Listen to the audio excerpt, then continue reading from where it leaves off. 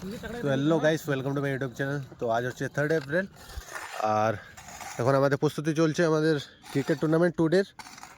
তো এখানে pitch ready হচ্ছে আমাদের। সুরেশ আছে, বিকা রয়েছে, অভিজিৎ রয়েছে আর আকাশে রয়েছে। তো পিচটা মোটামুটি এখন তৈরি হয়ে গেছে।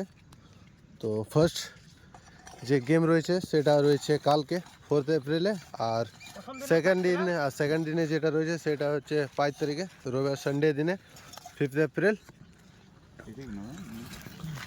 দেখতে পাচ্ছ কত প্রস্তুতি চলছে আমাদের। সুরেশ এতে পুরো মেহনত লাগিয়েছে।